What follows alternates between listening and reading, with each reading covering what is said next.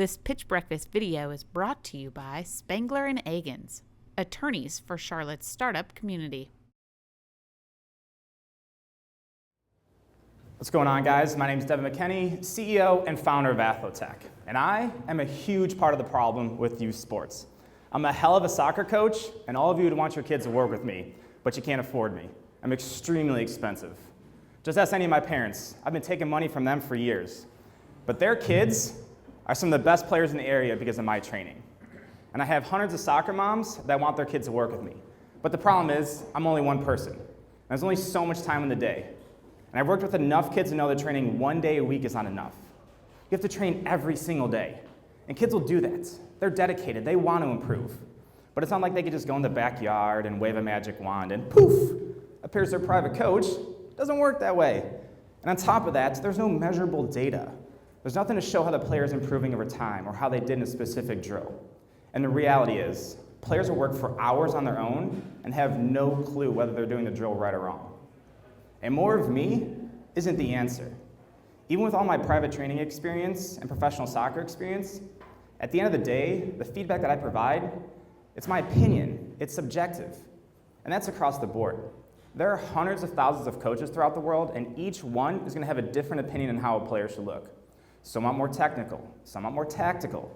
Some just want those freak athletes that are going to blow right by you, which means 1 year, Johnny might be the stud, playing every minute, scoring all the goals, and then next year, he's riding the bench, all because the coach doesn't like his style of play.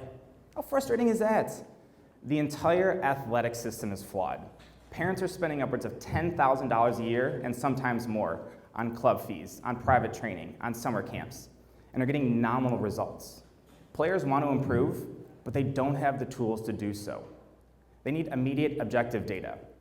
So that's exactly what AthloTech focused on. We are removing the bias and the opinions that come with manual observation. Our system provides affordable, objective data with the ultimate convenience, and it's mobile. Players can train anytime, anywhere, and coaches can easily integrate it into their training sessions and games. And it all starts with our system, which includes our sensor-embedded soccer ball and wearables, all communicating to an app in real time. Our system is so sophisticated that it can analyze and track every movement of the player, knows what they're doing right and wrong, and provides immediate actionable insights on how to improve. So it's one thing to tell you what we do, but it's a completely different thing to show you. So we're going to give you a little snippet of our technology and do some juggling for you. Now, juggling is a very basic, fundamental drill that helps players with their balance, their coordination, but more importantly, their first touch. So we have a very simple app. If it pops up.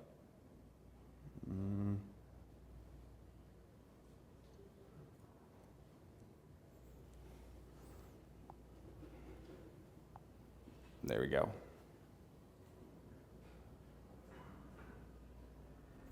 All right, so this is a very simple app that I use with some of the kids I do private training for. So as you can see, as I'm moving the ball around, you can see the sensors and the ball moving. All right, so let's bear with me here. Let's see how this goes. Guy in a skinny suit doing some juggling.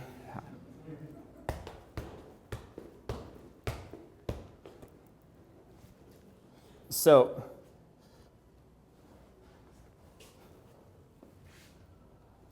you can imagine the impact that this technology can have. We're starting with soccer because it's my background, but it's also the largest sport in the world. From the individual players to the coaches to the organizations, in games, while training at home. And it doesn't stop there, as this technology can easily be applied to other sports. We have an unbelievable team that has brought you everything that you've seen here today, and not to mention a few of our advisors, from Mike Dornberg to Pete Duran to Kerry Rubin, who have all started successful companies with more than a few exits. Now, we are raising a round and are looking for investors who share our excitement and passion for youth sports. And our exit strategy is simple. Build something people love and get acquired by one of the big boys. Now, long term, we see something bigger. Yes, we're building a game-changing system, but it's more than that. It's about instilling confidence in players, not only athletically, but socially as well. It's about removing the barriers to an athlete's success. Again, I'm Devin McKenney with AthloTech. Thank you for the time.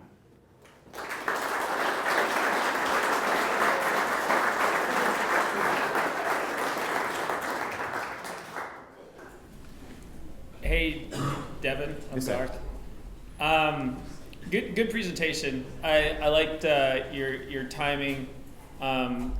It's very common that people start out with too much information and have to cram everything into the end.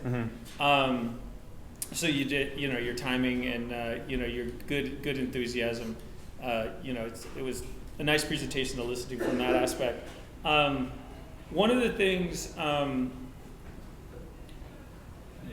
your demo. What was that?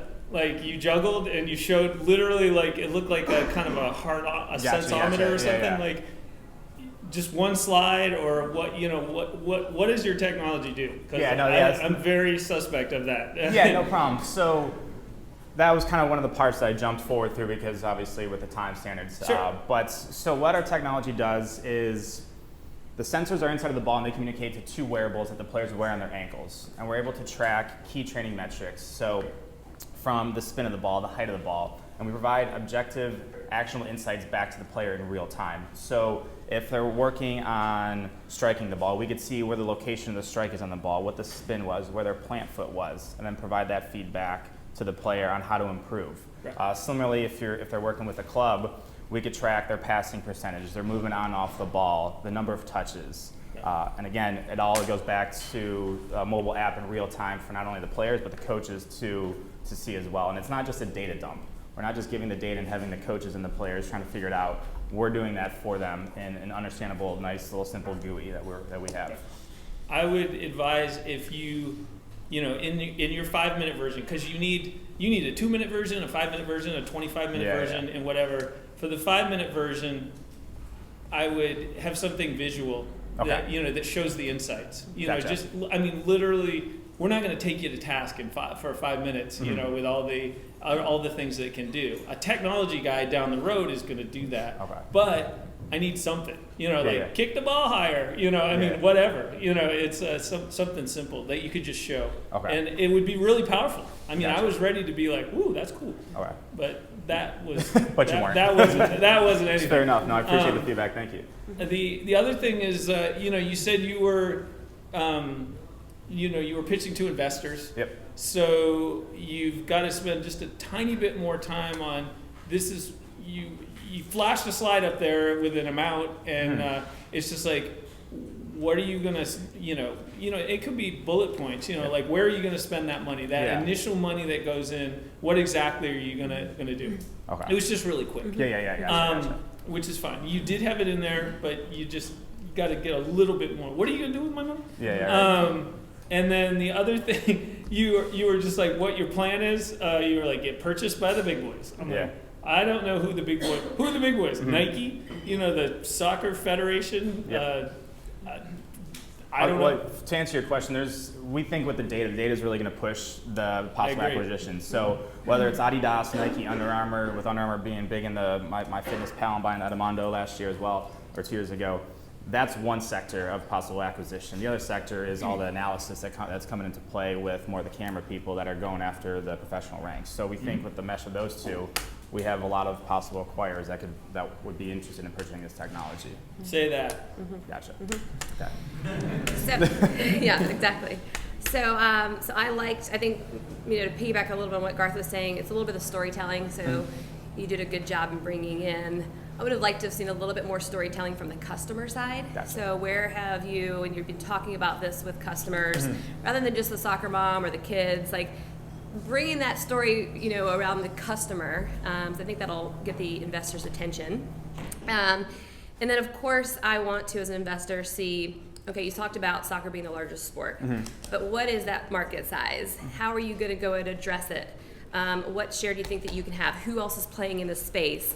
What are you going to price this at? What are your margins?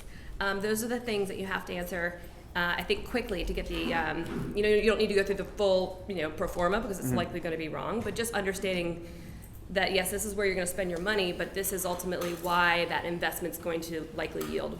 Can I answer those questions for you? Yeah, absolutely. Okay, so to answer your first question about the customers, so Right now we have 20 plus letters of intent with clubs up and down the East Coast as well as the West Coast. So that gives us access to about 40 plus thousand kids that are going to be beta testing this technology once we really launch it on our first true beta test.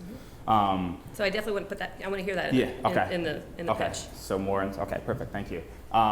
In regards to the price point and all that stuff, so what we're going to be doing is our business model is going to be more of the B2B, because we think the best way to get to the parents who are going to be buying the technology is through the clubs. So dealing with one vendor as opposed to 20 million parents is a lot easier on us from a business perspective and doesn't give us a headache. So we're going to be working with the clubs, selling them the technology. It's going to be a one-time sale for our wearable and the ball, and there's going to be a monthly annuity stream that's going to be coming from the data that we're then presenting to the players. So it's a small fee per player for the data sets, which is where we're going to be doing. From the market size, so soccer is one of the largest. There's over 300 million players throughout the world, more than 30 million here in the States. And just in the States alone, it's roughly about an $8 billion market. Okay. I mean, those are, again, if you're pitching to customers or you're pitching to clubs, it's going to be very different if you're pitching to investors. Correct. And so those are things that would be helpful, and then the traction that you're getting and where do you have to be? What has to go right in order for you to have a business? Gotcha. Thank you. Appreciate it. Yeah, good job. I think it's interesting technology and interesting space for sure. These guys, I think, address most of my concerns, which were similar. I think you set up the problem well, which is great. I think the route to market is absolutely the single most important thing for a couple of reasons. One, if you thought that you were going to go after soccer mom by soccer mom, then your capital raise is short by about 100x because the cost of customer acquisition is through the roof, you know, and it's like. So the fact that you are going to go B2B, I think, is important. I think the clubs are one way. I think there's other ways through training and private coaching. So I think that's a really important aspect of it. You got to have some use of proceeds in there, as Garth indicated. You know, and if it is a B2B model, which I think is the only way you can possibly get to market cost effectively, then you got to lay out some of the sales and acquisition strategy. Gotcha. The numbers, how many clubs are there in the U.S., what's it going to cost to go after them, what do sales look like, and specifically to the earlier point, pay off the revenue model. Like you set up the problem. I know I'm a soccer dad, and my wife is a soccer mom.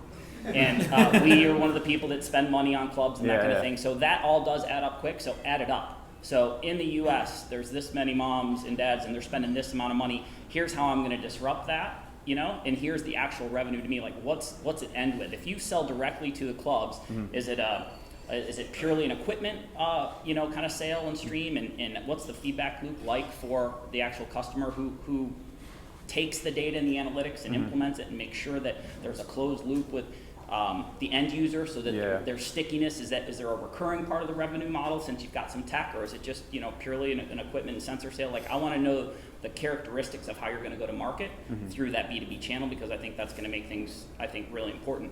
And I think that from a pitch standpoint could be one of the most interesting ways to connect with potential investors. If you get the market dynamics and the market opportunity right, and the math is good and the opportunity is there and the market size is there, then you can point to existing models that are not the same but clearly work. A good example was, I just bought a Peloton bike. That to me isn't all that different, right? You've taken a piece of technology that otherwise was somewhere else, you've stuck it in my home, you're interacting directly with me and my kids, you're giving me a regular feedback loop about my progress and my performance. It's kind of a similar model. I paid for the equipment, I'm paying a monthly fee for that. Like, that's what I want to hear, is how you're going to kind of look at that, fitness marketplace and create not just a sale, but also a recurring revenue stream. And then I think you get investors really excited. To answer your point, in my slide deck that I would send out to normal investors, that's what we have. We're Peloton for soccer, because that's exactly who we catered after, because they're a tech company with a little bit of a hardware piece with the annuity on the back end, that are building that overall ecosystem that's built around the gamification and the leaderboards that are really driving people to their products. Yeah. And Peloton's absolutely crushing it right now. Yeah, they're phenomenal. I mean, in the level of engagement, of course, there's some real time and some live stuff in there, which may or may not apply to you, but the level of engagement, whether it's even just being able to log on and get some chat back and forth with a coach and say, hey, I saw your stats, here's what's going on. Like, I'm really interested in how you ultimately how the technology closes that loop, because that to me is the sticky part. I mean, I did a class last night. I want to drive to New York City and frankly choke Hannah, the instructor, because I almost had a heart attack on that bike last night. But I mean, it's that, that intimate, right? Because you're right there. And I think coaching, especially with youth, that is super impressionable time for people that are interested in really improving performance. And so there's got to be some intimacy, not just the analytics, in how you deliver that. And then I think the recurring revenue could be some sort of royalty on the backs of the coaches that are going to deploy for you. Gotcha. Perfect. Thank you. I appreciate the feedback. Cool. Thank you, panelists. Hold on. Does anyone in the audience have any questions? What do you guys think? Does anybody here play sports? Well, I'm your target too. In fact, I have this argument with my son all the time about practicing. But two questions. Is there anything proprietary about using technology and your software? Second, is Under Armour working on something like this with the wearables and that group? So we do have patents, and our patents are on the overall system and the sensor and how we embed it into the ball. And it's on not just soccer, but it's for every ball, our patent. The thing is with Adidas, Nike, Under Armour, they're an apparel manufacturer at heart. So I don't necessarily know if this space is big enough. Adidas has a smart ball out there, but it's catered towards elite level athletes that are focused on dead ball free kicks. So they're not doing the juggling, they're not doing any of the game movements for passing percentage and tracking players. They're not doing any of that stuff. And for me, the reason I think is that they're making billions of dollars selling dry fit t-shirts for pennies on the dollar. And it would change their whole overall business model, I think, to go into an annuity type stream with they're going to club and they're trying to build out their infrastructure that way from a smart ball perspective. I haven't heard anything from Under Armour.